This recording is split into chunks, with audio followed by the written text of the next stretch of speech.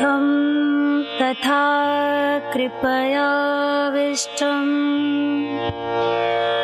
अश्रुपूर्णकुलेक्षणम् विषीदन्तमिदं वाक्यमुवाच मधुसूदनः।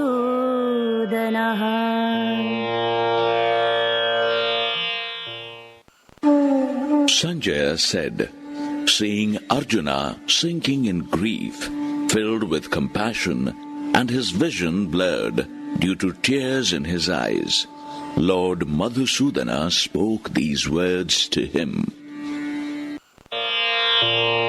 Kutastva kashmalamidam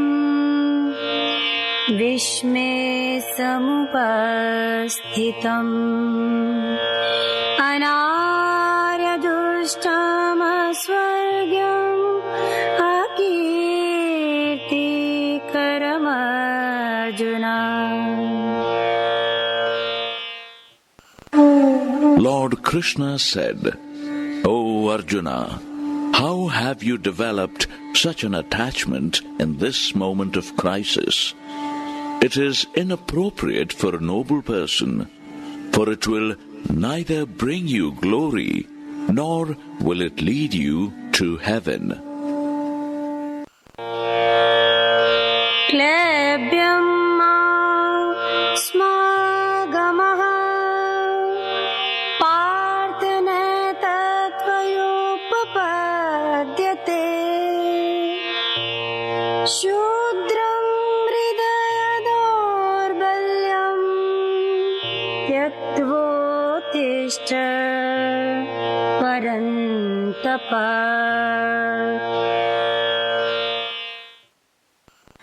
O Partha, don't be a coward. It does not glorify you. O Parantapa, surrender your cowardice and stand up to fight. Parantapa, another name of Arjuna, meaning destroyer of enemies. Katham Bhishmamaham Samkhya Dronam cha Madhusudana Ishubhi Pratiyotsyami Pujarha Varisudana. Arjuna said, O Madhusudana, how will I use my arrows to fight against Bhishma and Drona in the battlefield? O Arisudana, both of them are worth worshipping. Arisudana, another name of Lord Krishna, meaning destroyer of foes. Guru nahatva hi mahanubhavan shreyo bhoktum bhakshamapi haloke hatvartha kamanstu guru nihaiva bhunjiya bhogan rudhir pradedadhan. I consider it better to survive on alms rather than killing my noble teachers. If I kill them, all my enjoyments of wealth and fulfilled desires in this world will be stained with their blood. Na chetadvidmaha kataranno gariyo yadva jayema yadi vano jayeyo yane vahatva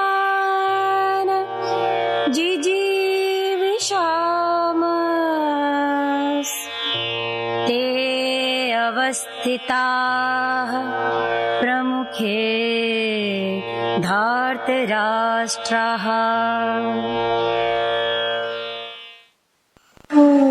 We do not even know what to do. Should we win or let them defeat us? Those very sons of Dhritarashtra are standing against us in the battle, by killing whom we shall not want to live. कार्पण्य दोषो पहत् स्वभावः पृच्छामि त्वां धर्म सम्मूढचेतः यच्छ्रेयः स्यान्निश्चितं ब्रूहि तन्मे शिष्यस्तेऽहं शाधिमां त्वां प्रपन्नम्.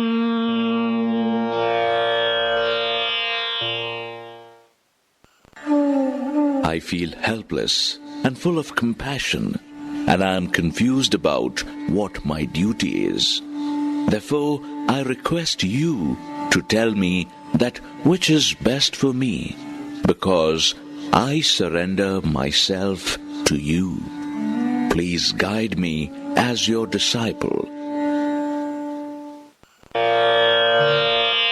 Nahi prapashyami mamaapnudyad yacchokamutchoshanamindriyanam avapya bhumavasapatnamriddham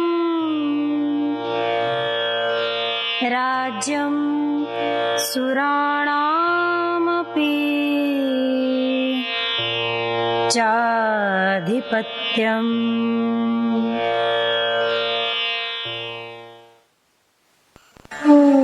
Even if I achieve a prosperous and an incomparable kingship on the earth and win over the gods in the heaven, then also it would not take away the sorrow that burns up my senses.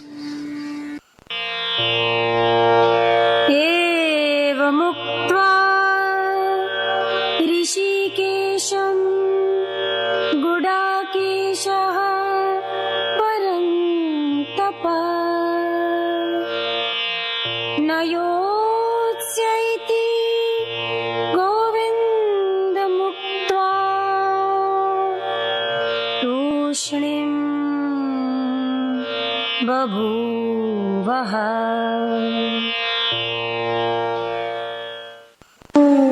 Sanjaya said, having spoken this to Lord Krishna, Arjuna said, O Govinda, I will not fight, and became silent. Tamuvacha Rishikeshaha Rahasanneva Bharata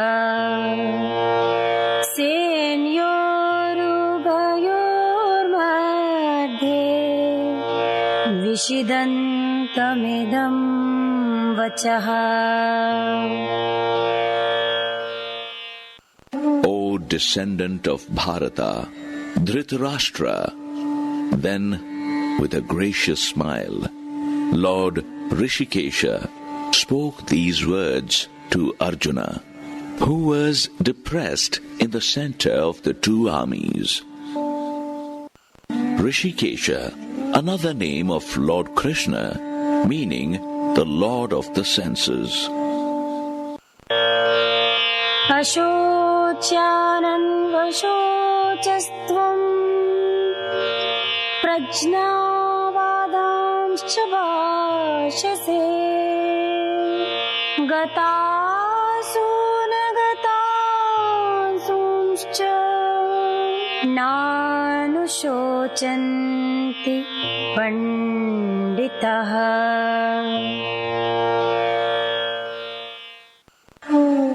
Lord Krishna said, you grieve for those who are not worth being grieved for, and yet you speak like a wise man. But The wise grieve neither for the dead nor for the living. Natvevaham jatunasam tvam neme janadhipaha nachevana bhavishyamaha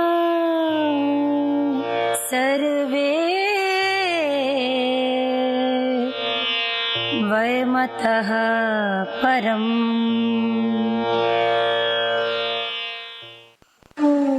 There was never a time in the past when I, you, or these kingsmen did not exist, and nor will there be any time in future when all of us shall not exist. Dehinosmin yata dehe kaumaram yovanam jara tatha dehantar praptir dhirastatra namoyati.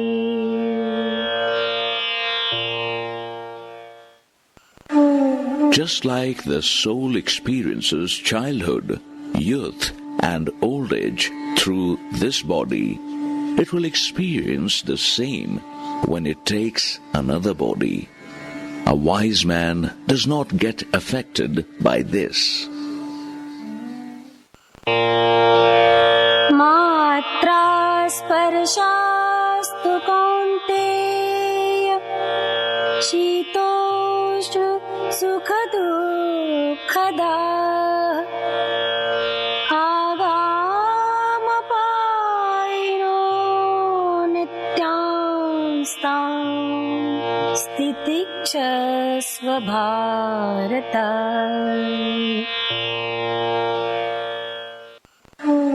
O Kaunteya, heat and cold, pleasure and pain are experienced due to the fortunes of our senses and their objects.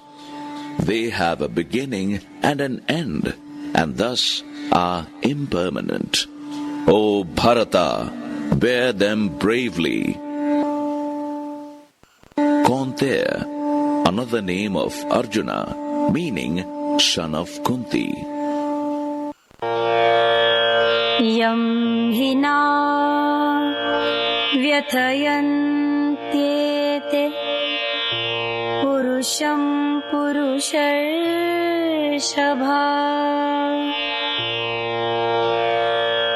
samadukha sukham dhiram somritatvaya kalpate. O Purusharshobha, the wise who remains unaffected by circumstances and accepts pleasure and pain with equanimity is worth of immortality. Purusharshobha, another name of Arjuna, meaning the superior among men. Nasato vidyate bhavo na bhavo vidyate sataha ubhyorapi dishtontastanyos tattvadarshibhi.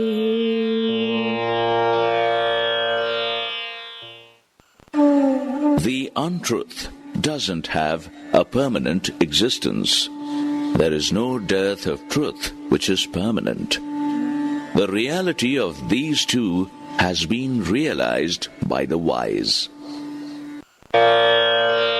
Avinashi tu tadvidhi yena sarvamidam tatam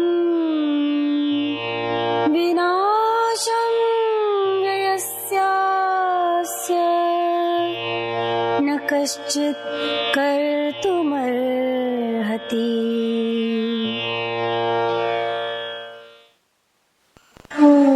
you should know this indestructible consciousness, which is all pervasive, nothing can destroy it. Antavanta ime deha nityasyoktaha sharirina anashino prameyasya tasmadyudhyasva bharata.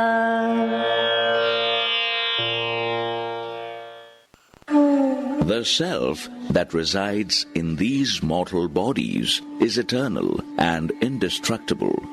The body is destructible. Therefore, O Bharata, you fight. Yaenam vetti hantaram yaschainam manyate hatam ubhato na vijanito nayam hanti na hanyate.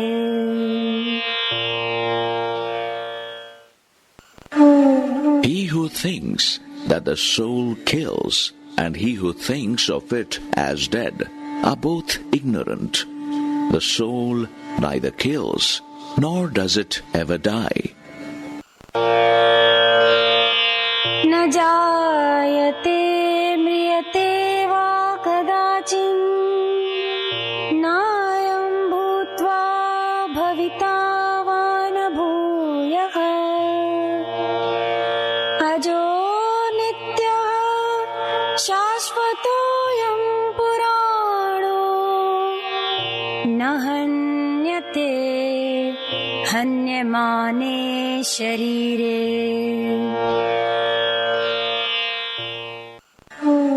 The soul is never born, nor does it ever die.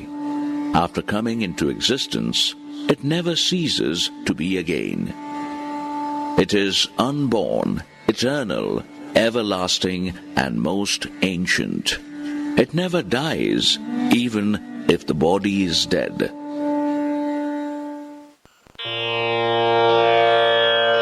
Veda vinashinam nityam yaenam majam vyayam katham sapurusha parthakam ghatayati hantikam.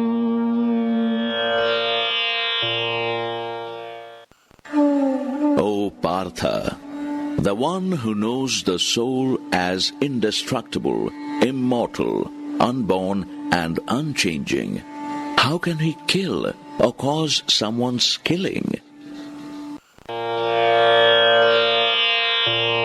Vasamsi jinani yatha vihaya navani grahanati naro parani tatha sharirani vihaya jinanya anyani samyati navani dehi.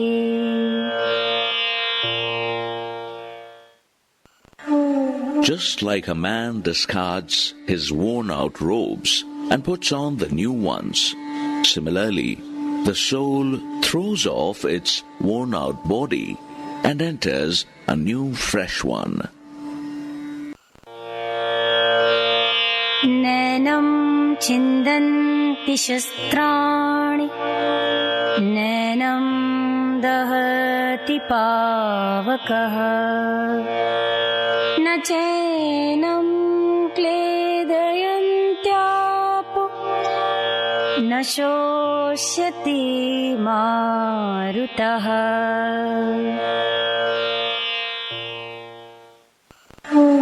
The weapons cannot cut the soul. Fire cannot burn it. Water cannot wet it, and wind cannot dry it. Achedyo yam dahyo yam kledyo shoshya eva cha nityah sarvagatah sthanur chaloyam sanatanah.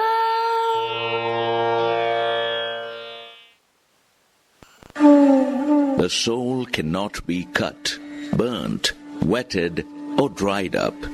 It is eternal, omnipresent, unchanging, immovable, and most ancient, with an unshakable nature. Avyakto yamachintyo yamavikaryo yamuchyate tasmadevam viditvanam nanushocitumarhasi. The soul is said to be unmanifested, unimaginable, and unchangeable. Therefore, you should not grieve after knowing this. Athichainam nityajatam nityam va manyase mritam tathapi tvam mahabaho nainam shocitumarhasi.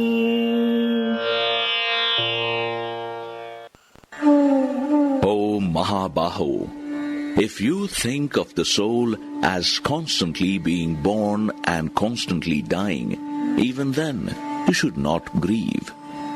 Mahabaho, another name of Arjuna, meaning the mighty armed one. Jatasya hi dhruvo mrityur dhruvam janma mritasya cha tasmad pariharyerthe natvam shocitumarhasi.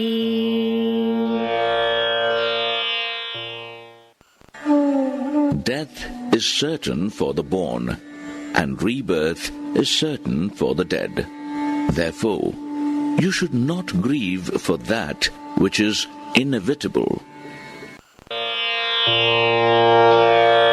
Avyaktadini bhutani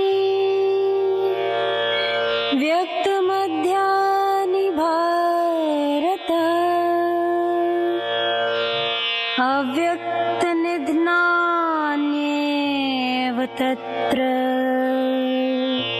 ka paridevana.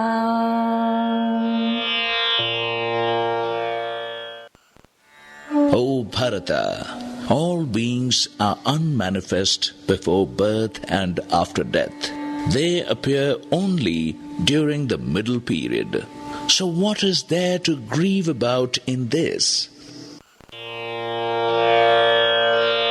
Ascharyavat pashyati kaschideenam ascharyavat vadati tathaiva chānyaha ascharyavat chainamanyah shrunoti shrutva payenam ved na chaiva kaschit. Some people see the soul as a wonder. Some describe it as a wonder, and some hear it as a wonder. But even after hearing of it, no one is able to understand it. देहि नित्यं वध्योऽयं देहे सर्वस्य भारत तस्मात् सर्वाणि भूतानि नात्वं शोचितुमर्हसि.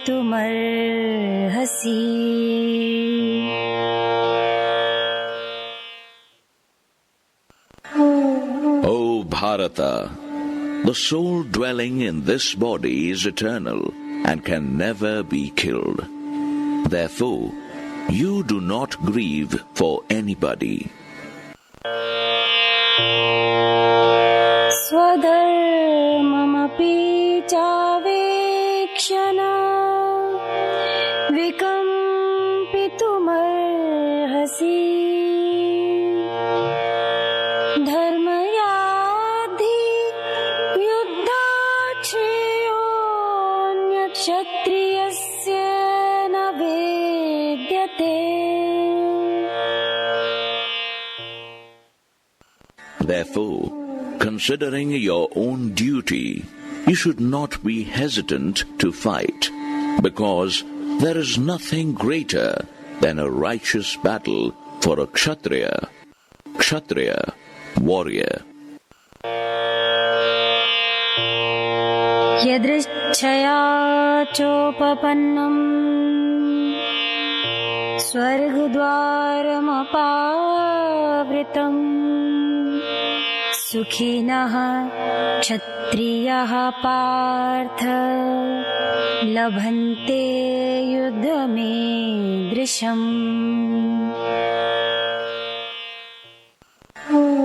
O Partha, those kshatriyas are blessed who get an opportunity to fight such a battle that is an open door to heaven. अथ चेत्त्वमिमं धर्मयं संग्रामं न करिष्यसि ततः स्वधर्मं कीर्तिं च हित्वा पापं वाप्स्यसि.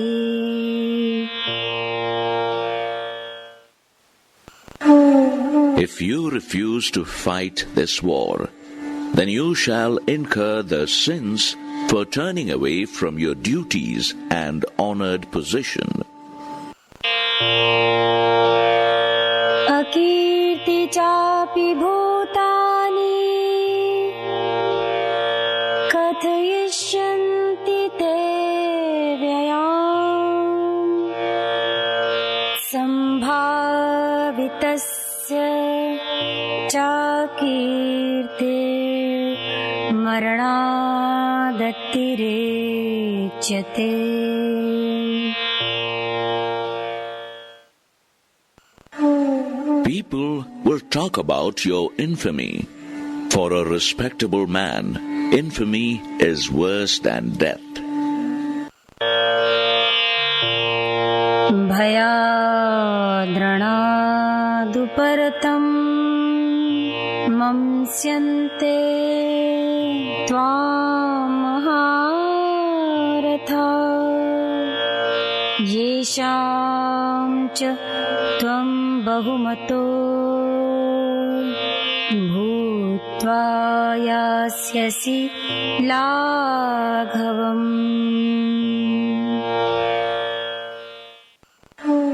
The great warriors will think that you have fled from the battlefield out of fear. You will be dishonored by those who once honored you. Avacya vadamscha bahun vadishyanti tavahitah nindantastav samarthyam tato dukkharam nukim.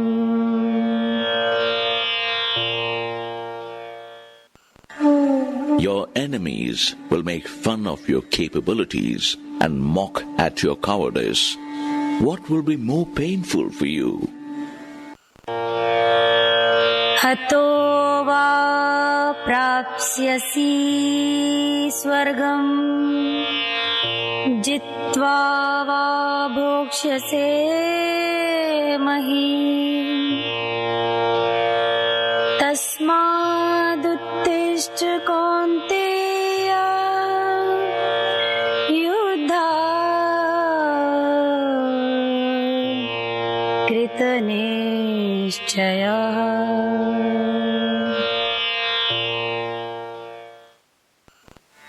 You will attain heaven if you get killed in the battle, or enjoy the kingdom if you win. Therefore, O Kaunteya, get up with a determination to fight. Sukha dukhe same kritva labha labho jaya jayo tato yuddhaya yujyasvanevam papamavapsyasi.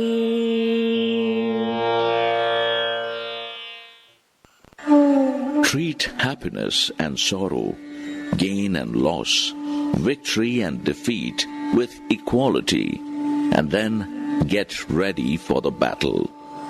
Thus, you will not incur any sin.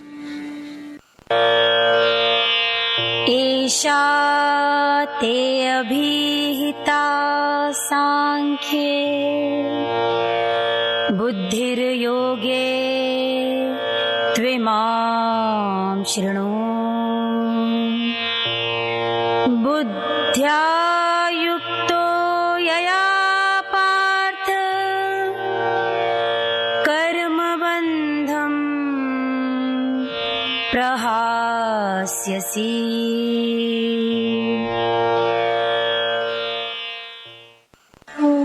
O Partha, this knowledge imparted to you is about Samkhya-Yoga.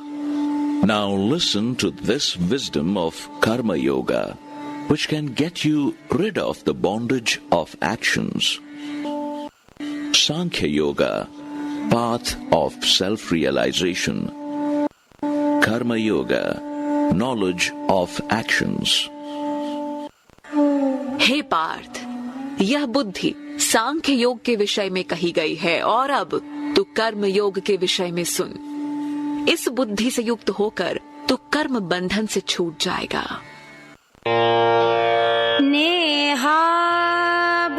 नेहाभिक्रमनाशो अस्ति प्रत्यवायो न भेद्यते स्वल्पमापयस्य धर्मस्य त्रायते महतो भयात्. Here, no effort goes in vain, nor is there any harm. Even a little practice of this Karma Yoga can save one from great fears. व्यवसायात्मिका बुद्धिरेकेह कुरु नन्दना बहुशाखा ह्यानन्ताश्च बुद्धयो व्यवसायिनाम्.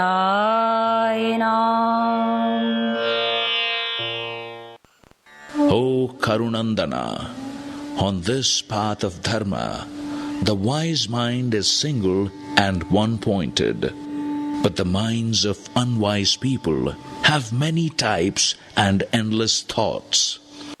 Karunandana, another name of Arjuna, meaning the joy of the Kurus.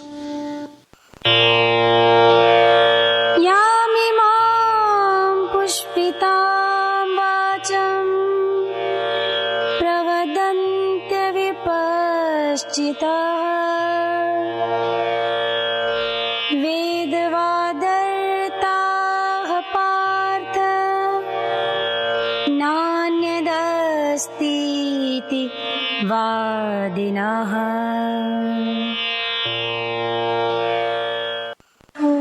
O Partha, the unwise people speak flowery speeches of the Vedas and claim that there is nothing higher than seeking the heaven. Vedas, scriptures. कामात्मानः स्वर्गपरा जन्म कर्म फल प्रदाम् क्रिया विशेष बहुलाम् भोगैश्वर्य गतिं प्रति. Their minds are full of desires and have heaven as their goal, and describe different rituals and actions to achieve it. भोगेश्वर्य प्रसक्तानां तयापहृत चेतसां व्यवसायात्मिका बुद्धिः समाधो न विधीयते.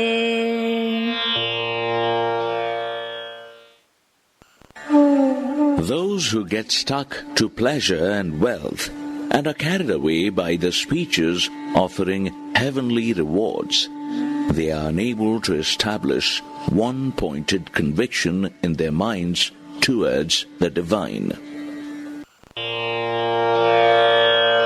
त्रैगुण्य विषया वेदा निस्त्रैगुण्यो भवार्जुन निर्द्वन्द्वो नित्यसत्त्वस्तो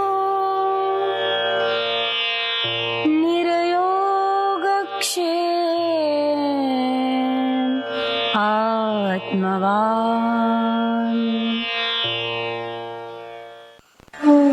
O Arjuna, the Vedas talk about the three gunas.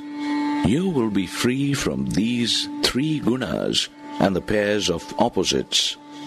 Establish yourself only in sattva without any desires of acquisition and protection. Be established in the self. Gunas, qualities.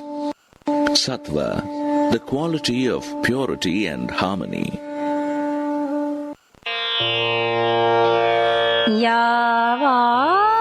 यावानर्थ उदपाने सर्वतः सम्प्लुतोदके तावान् सर्वेषु वेदेषु ब्राह्मणस्य विजानतः.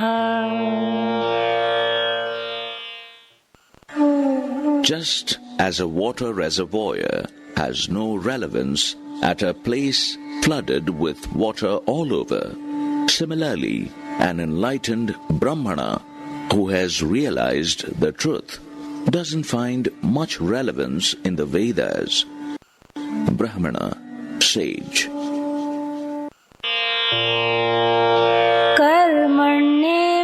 कर्मण्येवाधिकारस्ते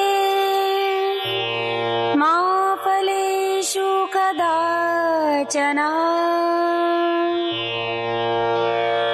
मा कर्मफलहेतुर्भूर्मा ते सङ्गोऽस्त्वकर्मणि.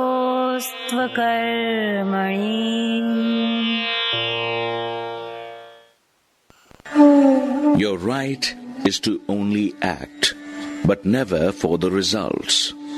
Don't let the rewards to be the motive of your actions, nor get attached to inaction. योगस्थः कुरु कर्माणि सङ्गं त्यक्त्वा Dhananjaya सिद्ध्यसिद्धियोगो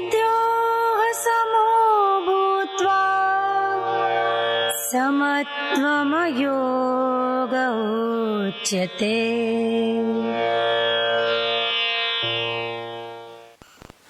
O Dhananjaya, you perform your actions while dropping the attachment, considering success and failure equally, and being established in Karma Yoga.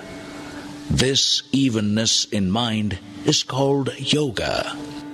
Dhananjaya, another name of Arjuna, meaning the winner of wealth. दूरेण ह्यावरं कर्मा बुद्धियोगा धनञ्जय. बुद्धो शरणं मनविच्छ कृपणाः फलहेतवः. Actions performed with attachment to their result are far inferior to the ones performed with wisdom. Therefore, O Dhananjaya, you seek shelter in wisdom. Those who act with a motive of the results are miserable. बुद्धि युक्तो जहातिह उभे सुकृत दुष्कृते.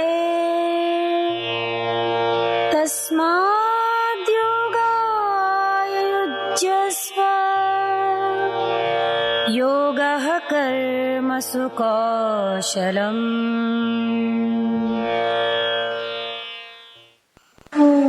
A wise man discards the good and the evil in this life. Therefore, devote yourself to yoga. It is the real skill in action.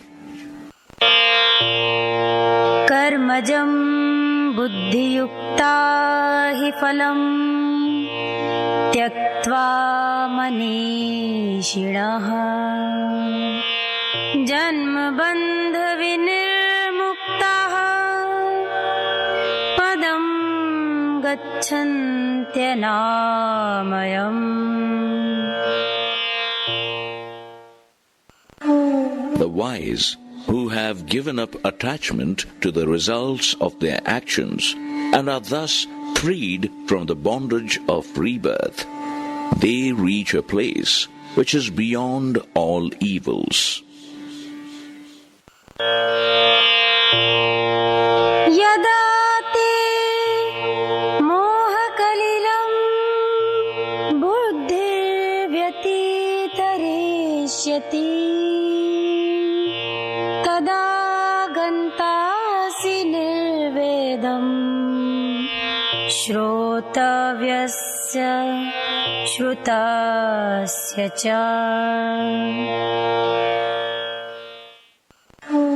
When your intellect goes beyond the entanglements of illusion, then you shall become detached to what has been heard and what is yet to be heard. श्रुति विप्रतिपन्ना ते यदा स्थास्यति निश्चला समाधावचला बुद्धिस्तदा योगमवाप्स्यसि.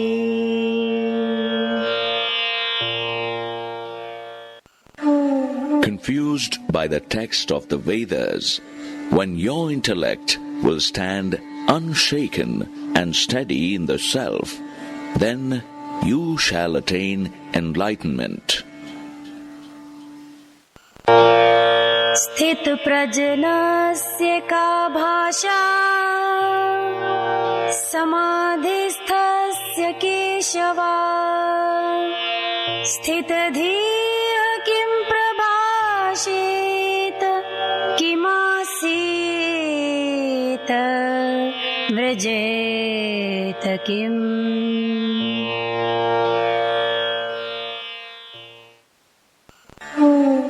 Arjuna asked, O Keshava, what is the description of him who has a steady mind and has attained this state of bliss? How does he speak? How does he sit and walk? Prijahati yada kaman sarvan parth manogatan atmanyevatmana tushtaha sthit prajanastadochyate.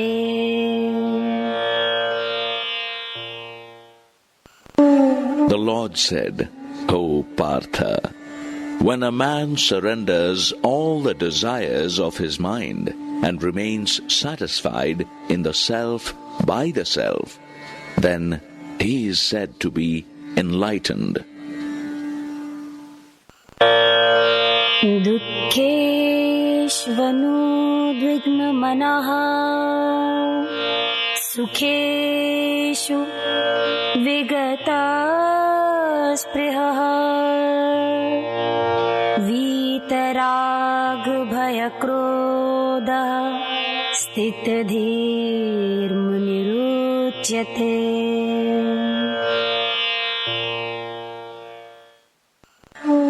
The one who is not shaken by pain, has no craving for pleasures, and is free from attachment, fear, and anger, is called a sage of steady wisdom. Yah sarvatran visnehastattat prapya shubha shubham nabhinandati nadveshti tasya prajna pratisthita.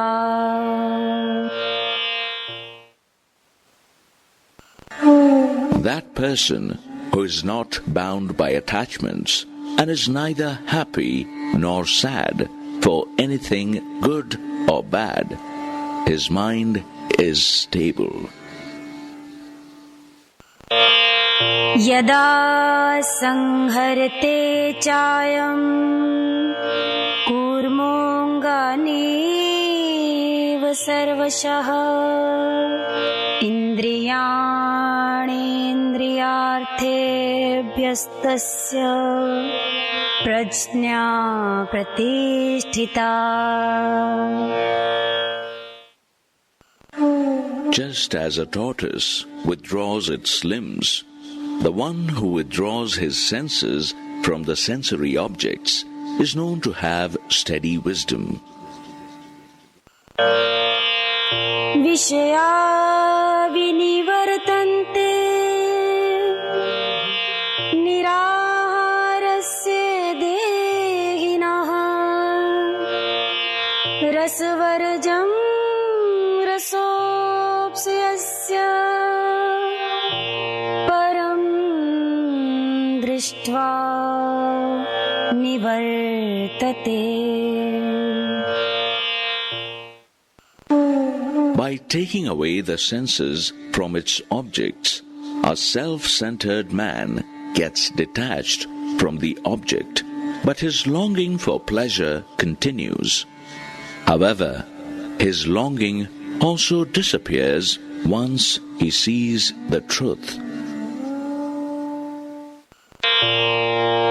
Yatato hyapi kaunteya purushasya vipaschitaha indriyani pramatini haranti prasabham manaha.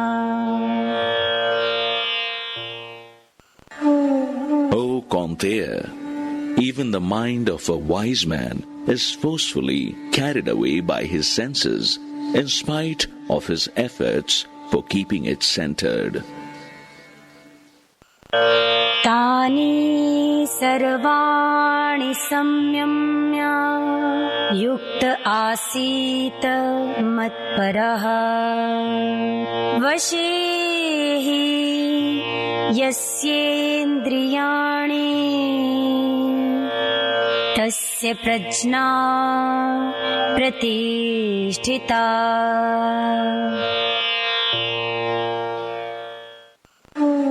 Therefore, having controlled all his senses, one should remain in meditation, concentrated on me as supreme. For the one whose senses are under control, his mind is established in wisdom. ध्यायतो विषयान् पुंसः सङ्गस्तेषुपजायते सङ्गात् संजायते कामः कामात् क्रोधोऽभिजायते. Thinking about sensory objects leads to attachment for them. Attachments give rise to desires. Unfulfilled desires bring anger. क्रोधात् भवति सम्मोहः सम्मोहात् स्मृति विभ्रमः स्मृतिभ्रंशाद् बुद्धिनाशो बुद्धिनाशात् प्रणश्यति.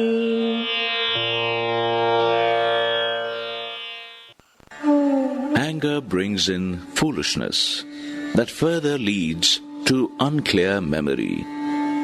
Unclear memory destructs the intellect and ultimately brings downfall in the state of mind. राग द्वेष विमुक्तेस्तु विषयानिन्द्रियैश्चरन्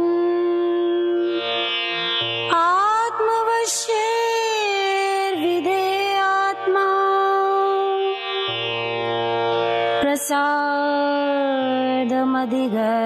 प्रसादमधिगच्छति.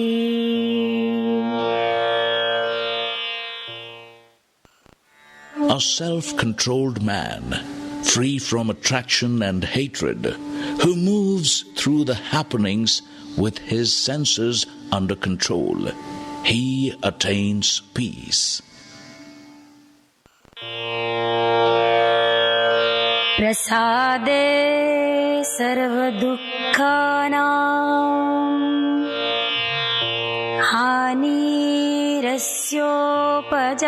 हानिरस्योपजायते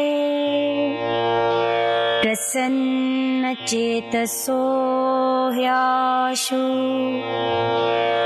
बुद्धिः पर्यवतिष्ठते. Having attained peace, he becomes free from misery.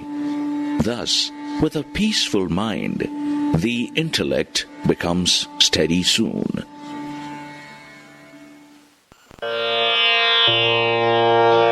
नास्ति बुद्धिरयुक्तस्य न चायुक्तस्य भावना न चाभावयतः शान्तिरशान्तस्य कुतः सुखम्.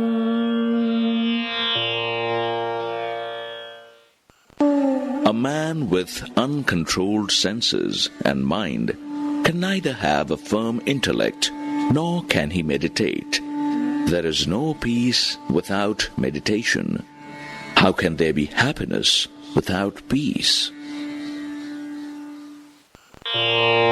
इन्द्रियाणां हि चरतां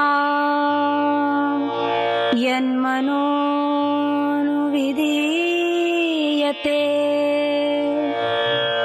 तदस्य हरति प्रज्ञां वायुर्नावमिवाम्भसि.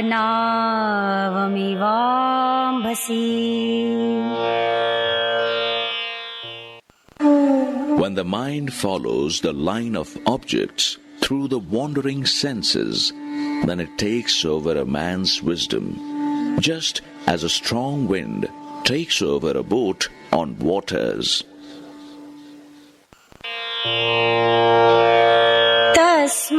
तस्माद्यस्य महाबाहो निगृहीतानि सर्वशः इन्द्रियाणि इन्द्रियार्थेभ्यस्तस्य प्रज्ञा प्रतिष्ठिता. Therefore, O Mahabaho, a person whose senses are under his control, he is said to be established in wisdom.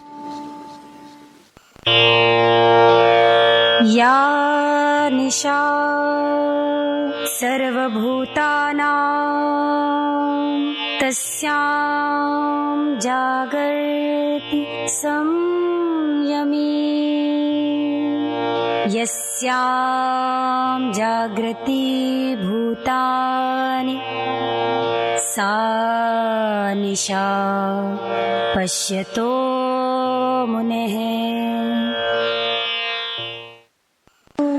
A self-controlled man is awake when it is night for all the beings. When all the beings are awake, it is night for the sage who sees the truth.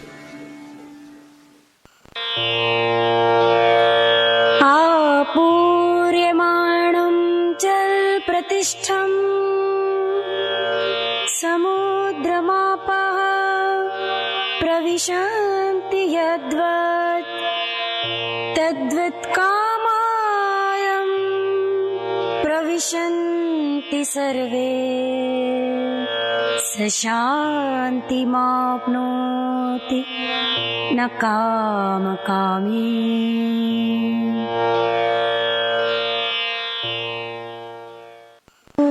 Even when water from various rivers flows into the ocean, it remains unchanged. Similarly, the self-controlled man who remains unaffected by desires attains peace, not the one who is full of desires. विहाय कामान्यः सर्वान् पुमांश्चरति निःस्पृहः निर्ममो निरहङ्कारः स शान्तिमधिगच्छति.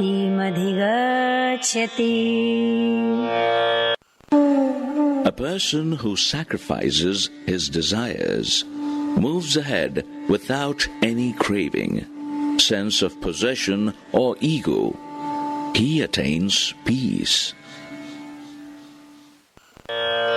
एषा ब्राह्मी स्थितिः पार्थनैनां प्राप्य विमोहति स्थित्वा स्यामन्तकाले अपि ब्रह्मनिर्वाणमृच्छति.